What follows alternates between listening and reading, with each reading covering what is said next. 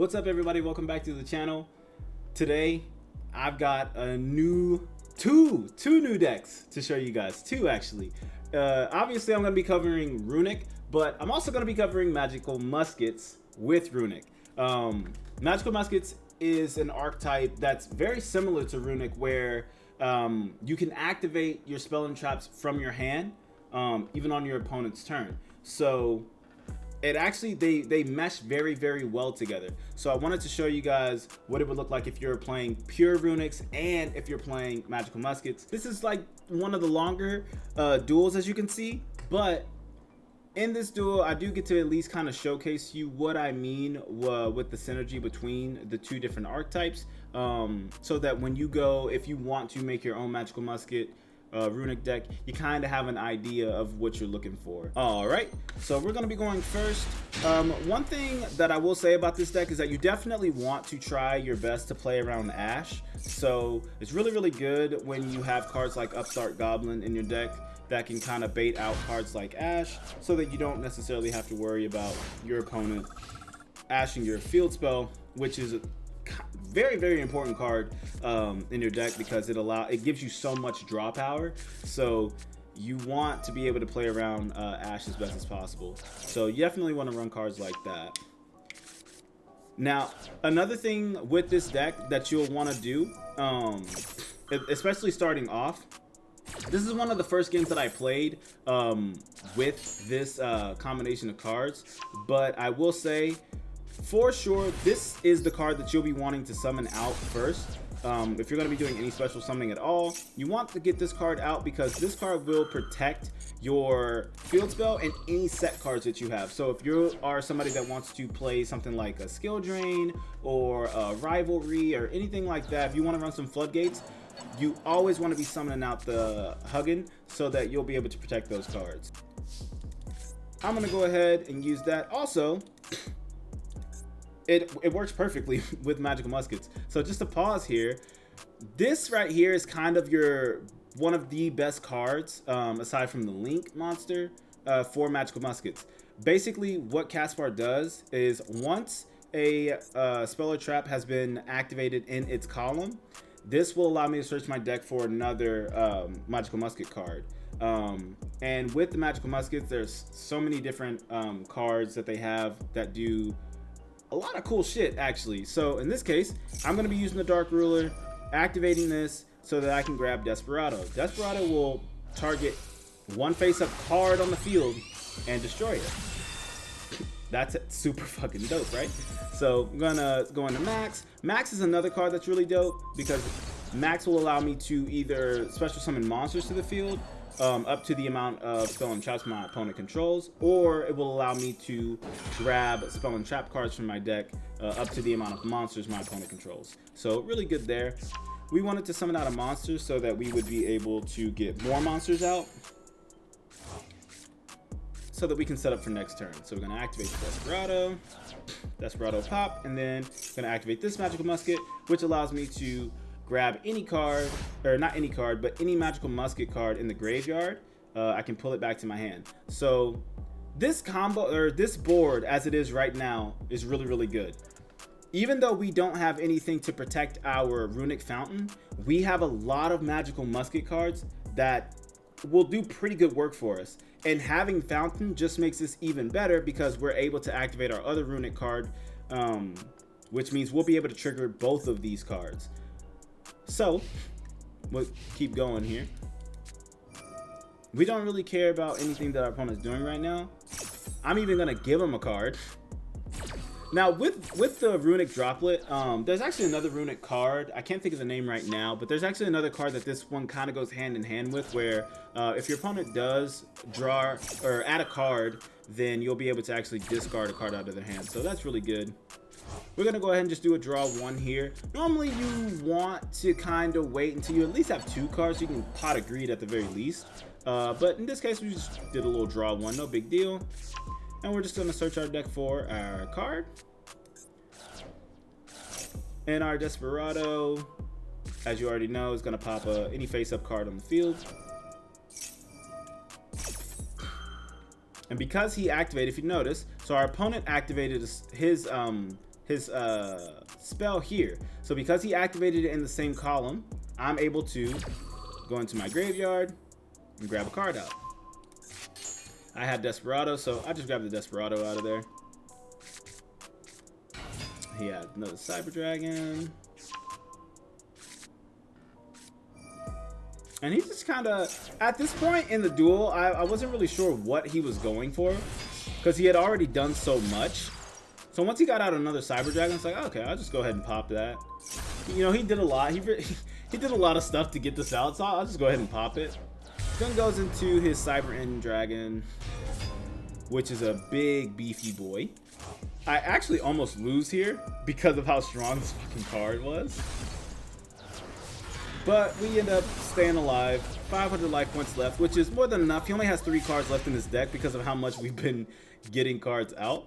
So I'm going to go ahead and activate, pop his card, activate my Fountain, activate my Magical Musket. This one, Starfire, allows me to just special summon another Magical Musket out of my deck. And this one here, Magical Musket Kid, this one will allow me to draw 2, so another Pot of Greed there. I'm gonna pitch so I can search.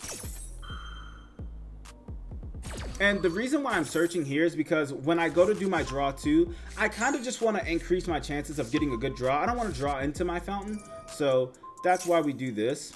This card was unaffected, so that's why I didn't get popped. But we get our draw 2.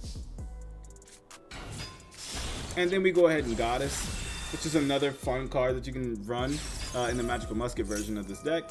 Getting off big boss monsters like that.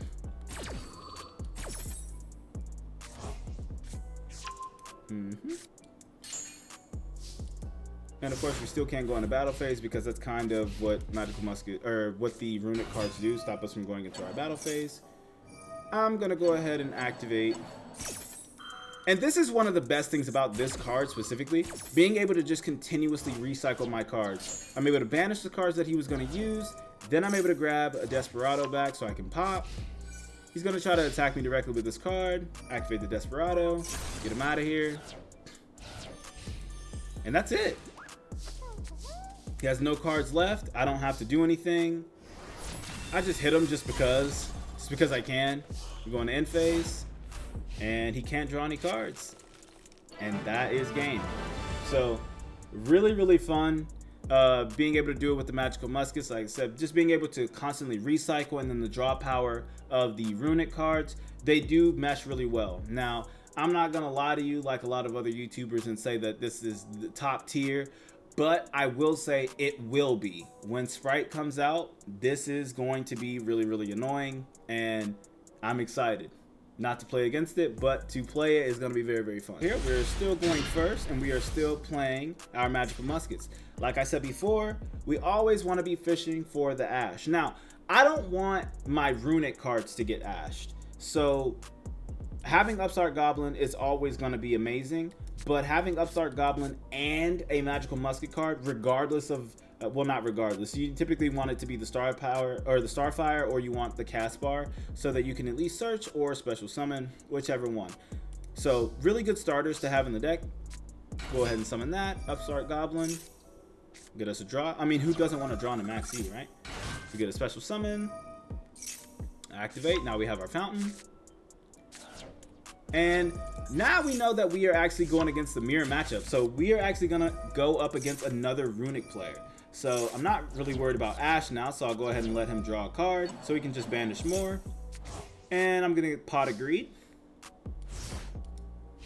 And now your move. He's going to try to destroy. I'm going to negate. So Magical Muskets actually has a Spell and Trap negate. So we're going to just stop him from being able to get rid of this. That way we still are able to use these cards. And because we use this,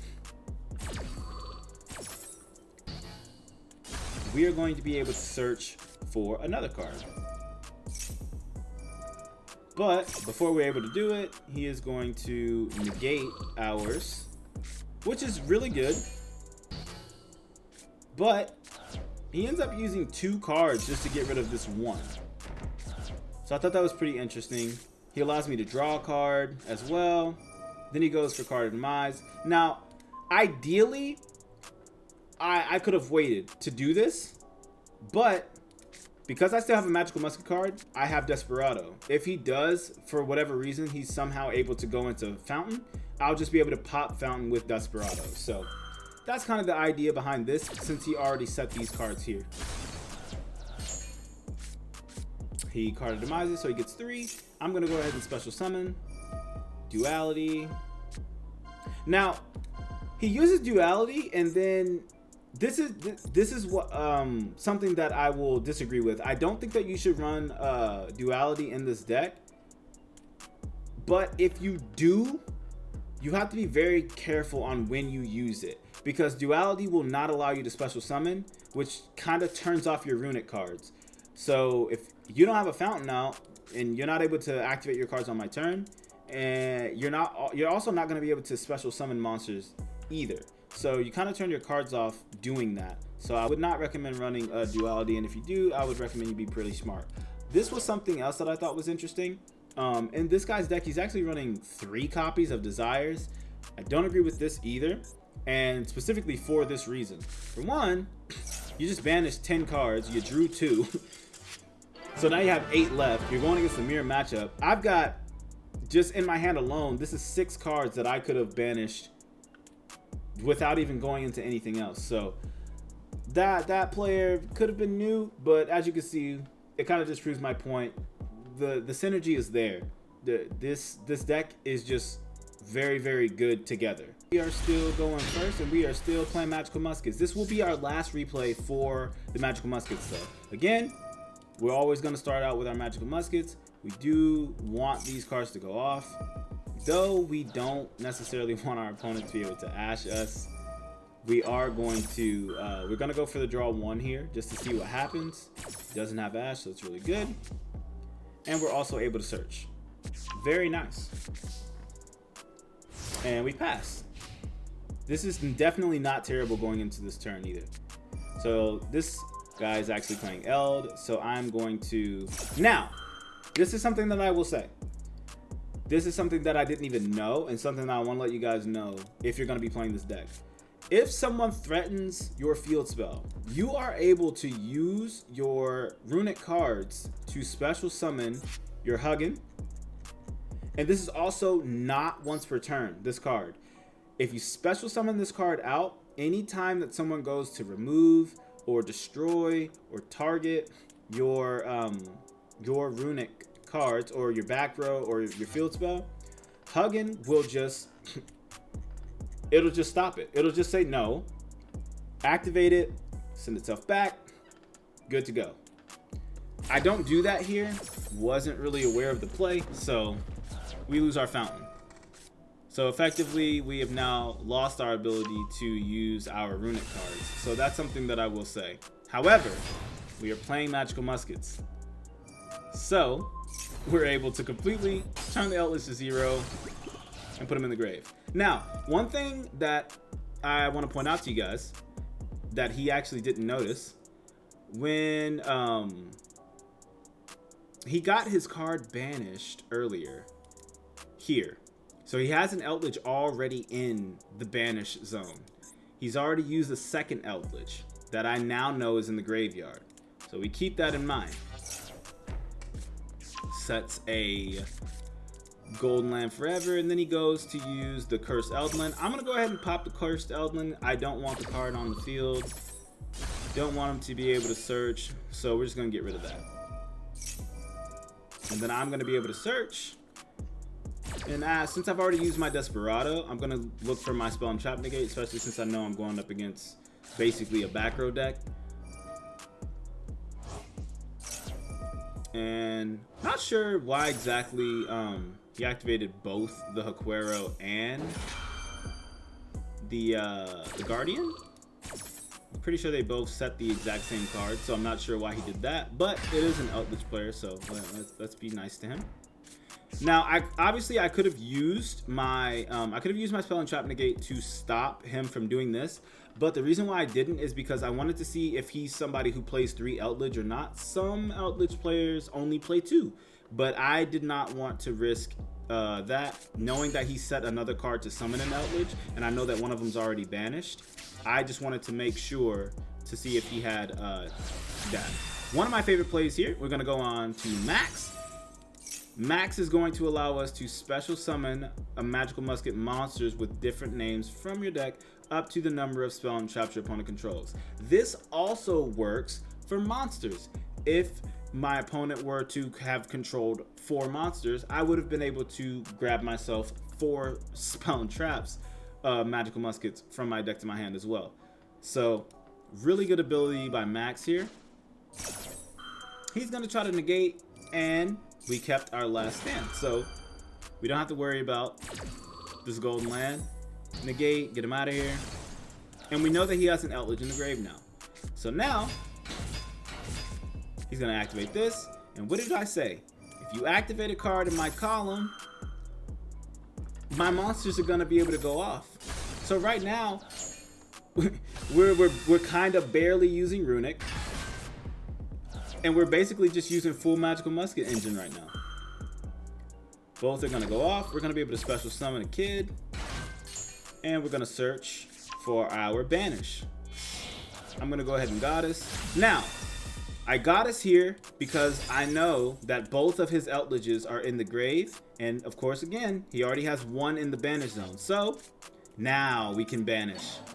I can banish 3 cards in his graveyard. All the Outledges are gone now. He has no Outledge at all. I researched for the last stand. We cannot battle phase. He's gonna activate and send our goddess back. Doesn't matter. Does not matter. He's gonna reset this. Like, but what is he gonna do with this? So, all gone. And then come to find out, he fucking plays Rite of Aramasir. So aren't we glad we searched the last stand? Negate, and that's it. That's all she wrote. There's nothing else he can do. There's nothing at all he can do. And we searched Desperado just in case. So that's a way better version of just showing you how strong Magical Muskets is, and just looking at what they're able to do from the link to the monsters themselves to recycling. You know, you don't even have to run a lot of the Magical Musket spell and traps. You could just run 1 copy or 2 copies if you want of each card, because you're always going to be able to get those cards. Once you get searching for those cards and then you start just recycling them, there's really no way to stop, you know, that. All right. I didn't realize how many times we were going first. So this is actually just a fun replay that I wanted to show you guys. So we're not playing the Magical Muskets anymore. We're actually playing the Cyberstein engine and just basically kind of in like a pure Runick deck. So we activate the Cyberstein summon the Exterio. Okay. And basically, we end up playing against a mirror matchup, which is so incredibly perfect. I had no idea that we were playing against a mirror matchup. And they don't know that this card is not once per turn. And that's why I actually am still running this engine in the deck. I don't play it that often. It's just kind of something that's there. But our opponent just doesn't learn. They don't learn that. He refused to read. That's kind of what's crazy. He just kept activating his cards. He refused to read. So we go all the way. Chain Link 8, Chain Link 9, Chain Link 10. Negate everything. Negate it all. So mirror matchup. Every single one of his cards gets negated, destroyed, negate, destroy, negate, destroy. And you know how that goes. So with 1 card left in hand, there's nothing he could do. That's just, like I said, that's just something fun that I wanted to show you guys. But obviously, as you can see, I actually just shut down an entire deck with 1 card after giving up 5,000 life points. So, all right, 5th and final duel, and I want to kick this one off in a great way. So we are going against Sword Soul, and we are going second. Now, I thought he was going to go in Sinister Sovereign so he could draw or something, but apparently this dude just had everything. He had everything. burns me for 1200, summons out the Baron, has the Moye. Like, he had everything. Then it's actually pretty gross. Like, I'm gonna speed through his turn just so you can see what his final board is. Iris for some reason. I thought he was gonna search Protoss actually. He didn't, so I was like, what in the hell is this deck, bro? Then he goes into Chaotic Ruler, and then I was like, what in the fuck? So he's actually playing Dogmatica. Dogmatica, Sword Soul with also Branded Engine as well. So he's got all this shit. So first thing I want to do is just go ahead and activate Evenly Matched, because he only has one thing that could actually stop our cards, which is the Baron. So I want to go ahead and use up Baron's Negate, and then I'll go ahead and get rid of Baron altogether, because Baron can also pop cards, and I don't want that to happen. I'm also going to go ahead and activate the Runick Tip, and this is actually for me to fish for Ash. So now I have my Fountain, and I also have Allure. Allure is a card that I don't see a lot of Runick players play, but I do think it's a really good card, because this card, basically every single time a quick play spell is activated, you banish the top of your opponent's deck. Now, this doesn't only apply to you, also applies to your opponent. If your opponent were to use Droplet or Cosmic Cyclone, those cards work as well for this. So if they activate those cards, they will lose a card off the top of their deck as well. So really, really good card as well. Like I said, I don't see a lot of people play it, but very, very decent. Now, I did banish his Blackout and banished Assessment, which is a card that I never see Sword Soul use, but basically they're both just going to give him tokens, which is just filling up his field to do absolutely nothing. I'm going to activate the Allure, activate the Fountain, and now we're going to go ahead and go into... I don't even know why I went into Jerry. Not that it matters, but I don't know why I went into Jerry. Also, another really good card to have in the deck. This card is a one. It's limited to one in general, but 1 day of peace. Each player draws one card. Neither takes damage until the end of your opponent's next turn. This is perfect for this deck. It doesn't matter if they summon a million attack monster on the next turn. Does not matter. You will not take damage. So that it's perfect, and I can completely understand why it's limited to one. So we're going to go ahead and activate that now. Now that we've already got our draw 3 out of the way, go ahead and activate Tip. Tip's going to grab Flash Fire. Oh, this card pops a special summon monster. Love that. And of course, again, we're just banishing more and more cards. He has 18 cards left. I'm going to go ahead and make it to where this card can't just be destroyed off the first thing that attacks it. And of course, also to get more Runick cards into the grave.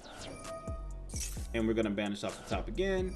And I'm going to go ahead and destroy his Grandmaster.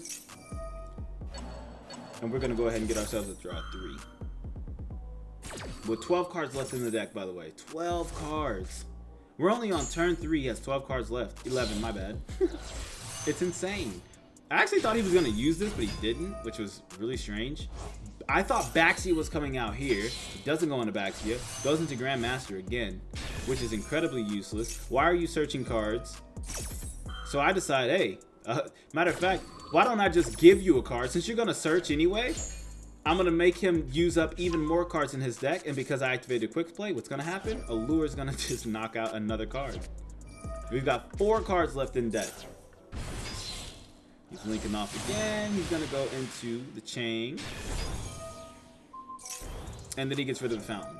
By this time, it doesn't matter now. He beefs this thing up, 5,500.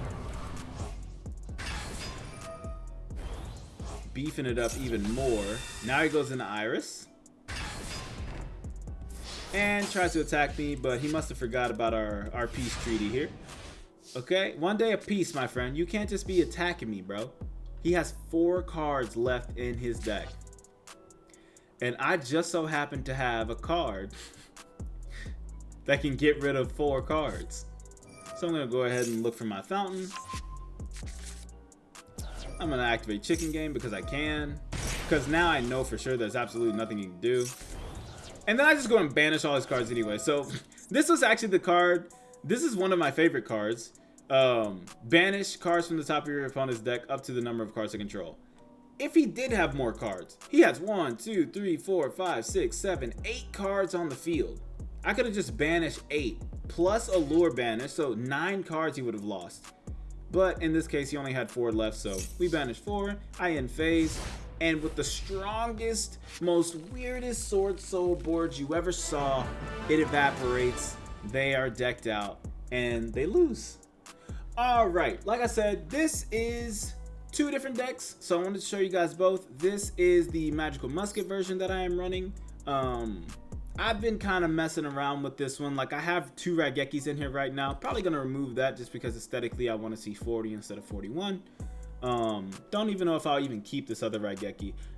Like I said, with the Magical Musket engine, we just like having cards that we can just play in the columns so that we're able to activate. We're not really looking to set anything. We just want to be able to use these abilities over and over, as you did see in those replays. So this is what we're running in this deck. Magical Musket, Casper, and Starfire are going to be your starters. So you're going to want to run these at 3 each for sure, just so you can make sure you at least draw into it. You don't have to run Maxi at all, really. You could honestly take this out and put more Runick cards in if you wanted to. That's just kind of there as another card for Ash. But like I said, you don't really need Maxi. You definitely don't have to run it at 3 if you're going to run it at all. So that would be my suggestion there. But that's the deck for that. I will leave my deck list down below in the description if you guys want to copy it, but I'll just kind of click through it here so you guys can see each of the cards that is in the deck, just in case you want to build this for yourself. Very, very fun deck. I've been having a lot of fun with it. I typically wouldn't play something like this, but I've really enjoyed this a lot, and Magical Muskets in general is something that I've always liked, but just could never really get it going because of the state of the game. So it's really, really nice that we're able to have this engine mesh so well with this other one. So I really, really like that. And this is gonna be our more pure version of the deck. Now, as you can see, Evenly Matched does come in clutch. Without it, I'm not gonna say I wouldn't have been able to play around the Sword Soul board without this card, but it made that turn so much easier. Of course, I could have just used a Destruction to get the Baron Negate out that way, but this made that a hell of a lot easier. And of course, the Cyberstein engine. This is a card that I actually do see a lot. Like, I actually kind of opened this card a very strange amount of times, but it's not a card that I use all the time. Sometimes I'll just use it for the lulls, or if I see off of one of my cards, I see what my opponent is playing because of what I banished, then I might use this card, just depending. But it's actually kind of rare. It's just something that I like to have in the deck just in case. But this is it. That's the deck. I'll click on the cards here so you guys can see what exactly is being run in here. Like I said before, I think that this deck engine, I don't even know what you want to call it, but I feel like this deck can be played in a bunch of different ways. There's no specific way as of right now, or there's not the most optimal way. As you saw, there was somebody playing 3 Pot of Desires in their deck, so take that for what it is. I'm not a fan of the Pot of Desires. If you're gonna run it, I would run it at 1, possibly 2, but definitely not 3. And that goes the same for the Pot of Duality as well. I don't really like that card in this deck, but you're more than welcome to play it. Card of Demise actually is a card that I really like in this deck. I would recommend this more than any of those other ones. If you guys like this video, leave a like down below, comment, subscribe if you're new. If you have anything negative to say, you know what you can do with that. But I appreciate you guys so much. Thank you for stopping by. If you're gonna catch me, you're gonna catch me on Twitch, twitch.tv/sir_Don. That's where I'll be. Gotta get caught up on this Duelist Cup. I appreciate you guys so much for watching. Peace.